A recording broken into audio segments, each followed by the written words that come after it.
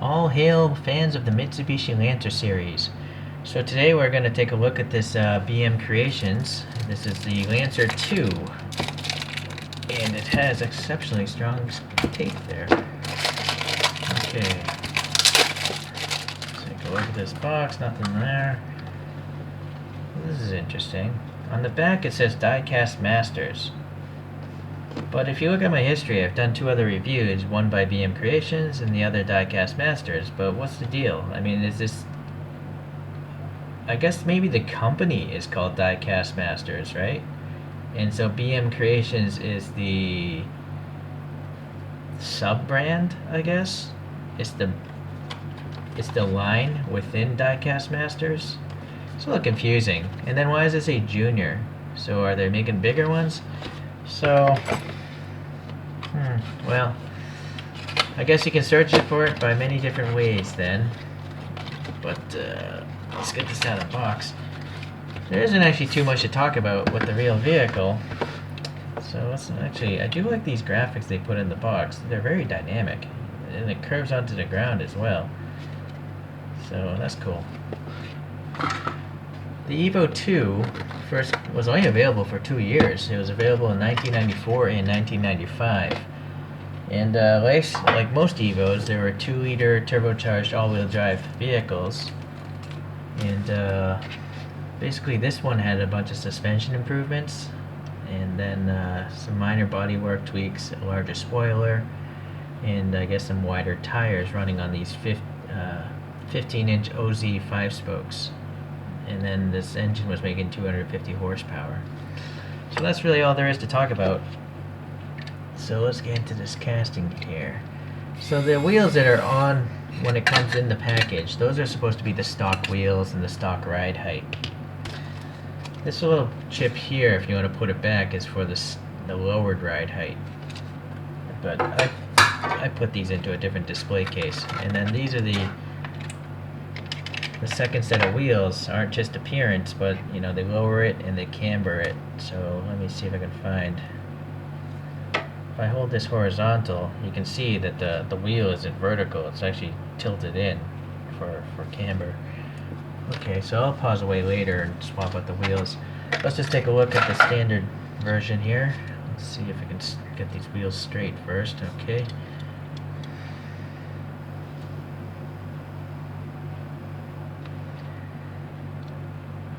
Well, the wheels do look similar. I mean, they don't have any printing on them, but they're at least white. Looking at the front vents, that looks pretty good actually. Yeah, that looks real good. Greenhouse, the rear wing. Not bad, not bad. Let's see about the back view. The exhausts are in their proper location. Taillights, wing. I think the rear could be a little better. Mainly it's those exhaust tips, how they're just blanked off that way. It's kind of weak. I mean, they're really big. They could have had a depression in there. Alright, well.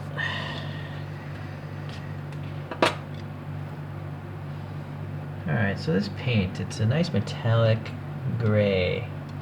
That's the best way I could describe it. You got some printing here. GSR Evolution 2. That's what I'm guessing is supposed to be in the middle box. Yeah, Evolution, and then a black 2 there in Roman numerals there. There's a turn blinker here, painted orange. Then we got the protruding door handles, so that looks all nice. There's black paint around the windows. I think it's actually painted on the casting and the windows. And then yeah, the wheels look good enough. Got 4 lug nuts there, so that's alright. It actually does roll, which is something I don't expect for something that has this weird axle mechanism, right? I wouldn't expect it to roll, but they do. Okay, so this is, the license plate is nice. I like to see something there. And then we got Mitsubishi, and then we got Lancer GSR. But yeah, alright, so there actually are depressions there. They're just not really deep. If they were deeper, it would look much better. Okay. And then the wing, it does seem a bit thick. Like the plastic itself, it's closer to a Hot Wheels than a Kyosho. So that could have been better. The defroster lines, they're okay. I feel like they're better than the Sylvia I reviewed recently. Okay, well, there's a little raised floating wiper blade. It's kind of weird because, like, where's the arm connecting it to like a motor? I don't know why they couldn't have just molded an arm there. Other brands do it. But no, it's just a floating magical wiper blade powered by hope and magic. Alright, so this side, no major problems. Nothing to complain about. I got a fuel filler door on this side now. It is nice, there's some silver paint in the mirrors, so that's good. And then we got a nice license plate graphic again. And then we got the diamonds here. Looks good. There's texture in all these grills. Whoa, that is cool. There's an intercooler behind this grill. I almost feel this grill is actually a wire mesh and they put a silver intercooler behind it. When we take this apart, we'll know for sure. Okay, the headlights do have some molded in ribs, like the reflector bits of a piece of, well, it's not glass, it'd be plastic, but it looks like there's a reflector, you know, with all the different facets and stuff. Some black paint wash in these ribs here, that looks good, but nothing in this one. And what is this thing? If anyone knows, please leave a comment. Is that like an intake to the airbox? It doesn't look like an intake. That's just maybe it's the way it was molded or something, but that's a strange one. Okay, so I guess, well, some tiny wiper blades, but these wiper blades are so short they wouldn't even wipe the windshield. Look how short they are, right? If this thing went through its arc, it would only arc halfway up the windshield. I don't know why these aren't longer. It should really come out to here so it arcs like a normal wiper blade, right? So that's a weird one. Whoever's designing these molds doesn't know anything about cars, or was too lazy to even go out into the parking lot and look at a car. That's just weird. They look like the forearms of a T-Rex. They're so small. Alright, well, let's take this thing apart because we have some interesting things to discover about that intercooler and the interior. So that screw is a little tight, but not as tight as some other castings I've opened up. Now while we're down here, before BM Creations, what the model is, there, one scale. We don't know what year this is made though. Oh, now that screw is a lot tighter. Oh, I didn't expect that either. The side skirts came with the bottom. So that's interesting. Alright, let's look at this interior. The dashboard must be attached to the top. That's decent enough detail. So that's a weird one. So yeah, the dashboard is actually riveted to the top. And then look at the canopy. There's a giant gap here to reduce tension. I think you know, a lot of windshield glass will crack. So that's actually smart design. There's no tension on the panes because of these gaps. But it requires 2 press rivets there. So that's interesting. Okay, now the front end. Yeah, look at this silver intercooler. And I don't know what this would be for. That makes no sense. Is there a pre-intercooler to the intercooler? Why would there be 2 chambers? But then, yeah, you got this little metal mesh grill here. So that's a really cool detail. I was not expecting that. Someone was commenting, you know, on my Sylvia video that they thought that they were overpriced. And I can see that. But, I mean, I guess you're getting a lot for your money here. I mean, you're getting a second wheel set that changes the appearance of the car itself. It's not just the wheels are different, but it actually lowers and cambers the stance. And then in this case, I mean, to have a metal piece with a intercooler behind it, that's something like a resin model would try to do, not a mainline type of crystal box kind of model. So I don't know. I'm okay with the pricing of these models. Okay, so I think I'm gonna pause away because you don't want to watch me deal with this stuff, do you? Or maybe you just want to fast forward through this until we get to the end. So in case you haven't seen this before, there's a washer, and that adjusts the tension. If your models come too tight, you just got to loosen these screws. And then you got to remember that the steering link is in the front. So now I'll just grab the next set here and put the steering link in the front.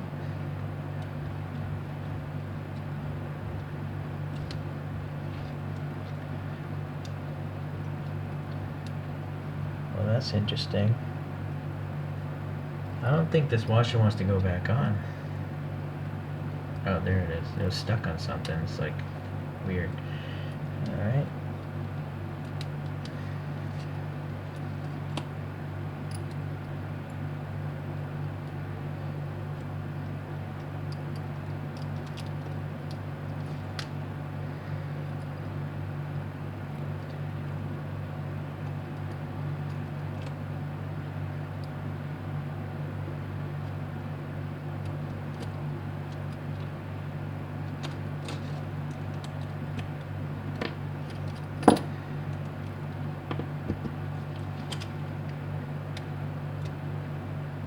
Wow, that one's super tight.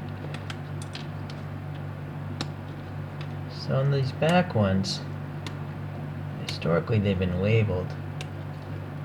I don't know why that one's so tight on there, this washer. Huh, this one doesn't have labels.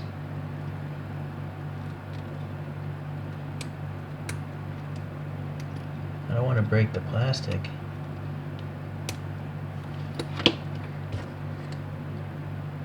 Handle pick to save the day, maybe? Let's see.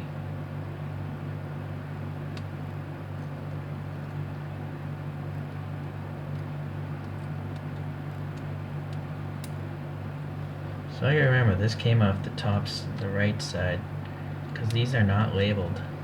Weird. Yeah, so seems like the brand is evolving, because the Subaru I have, they're labeled, and then the Silvia has them labeled opposite of the Subaru. So, actually, a way to know the bottom one, the bottom piece has this bump on it, and also there's this index. You can see an index in this hole. So I know this goes on the bottom, or it should, hopefully.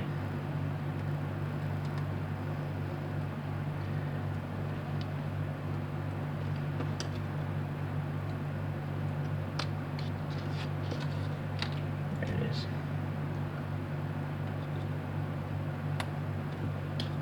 Okay, so now the washer goes back on. And even the washer has a little tooth cut out, an index there as well. It doesn't matter on the front end, but I guess it matters on the back end. I'm not even sure why BMs would bother having these washers, because the screws themselves have such a big flange that the washer isn't even really necessary. They would save on parts and cost if they just made the plates thicker and got rid of the washer.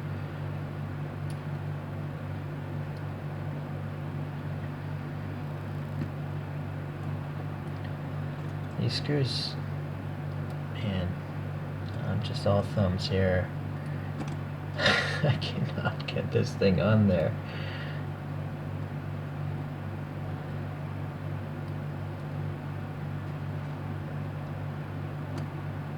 It's such a short screw that, and it doesn't want to go into that hole. Alright, there we go.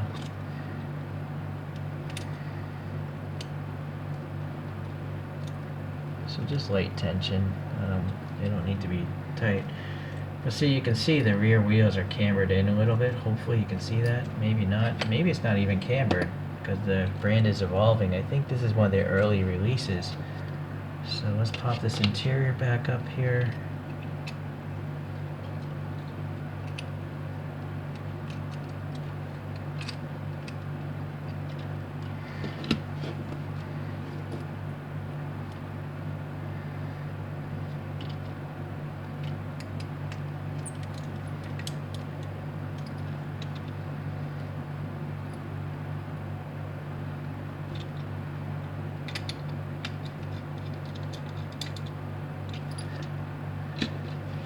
Okay, so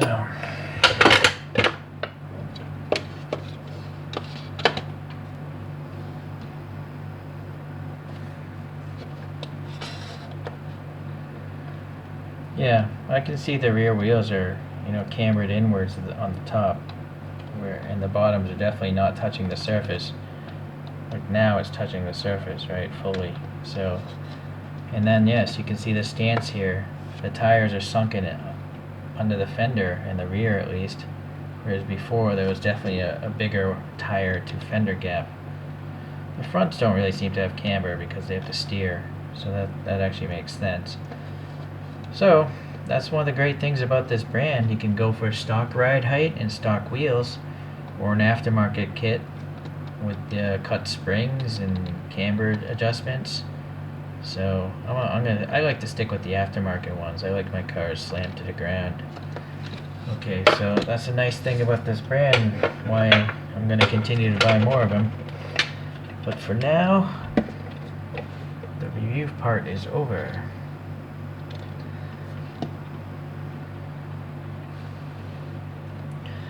So I am going to bring out the other BMs I have here, or diecast masters, and this is the Subaru. Oh, the tire width, that's another thing. Oh boy. So the Subaru and this one, they seem to have pretty narrow tires. It looks really goofy on the Subaru, how narrow the tires are compared to the width of the vehicle. It doesn't look as bad as this, because I think this is a narrower car. You know what? This does have camber. It also looks like it has toe out, which is weird. Toe out is having the front end of the tire sticking further out than the inside.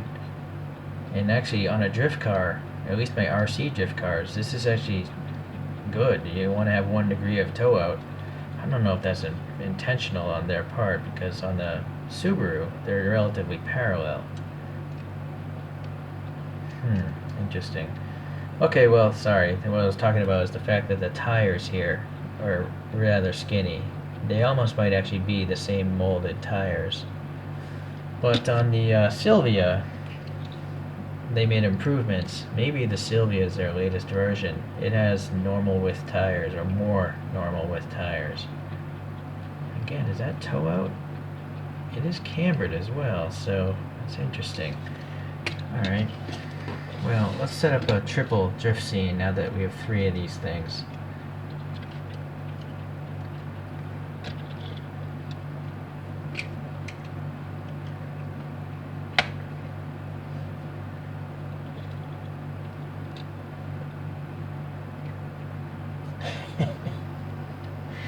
Okay, so I think it's a little too much weight for my solar spinner. But that's one of the nice parts about having a steering function. You can make it look like it's drifting or turning out of a parking lot or something like that, or backing into a parking space. So this diecast Masters, I think they do good stuff. Hopefully all their future ones will actually have proper width tires like the Silvia.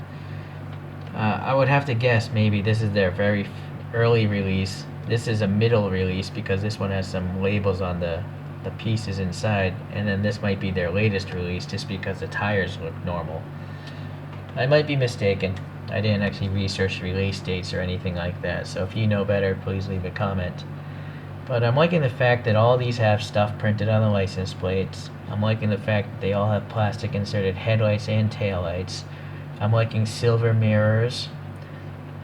I'm a little 50-50 on the defroster lines because like the Subaru's defroster lines are way too thick. You can't even see anything inside. This is kind of thick too.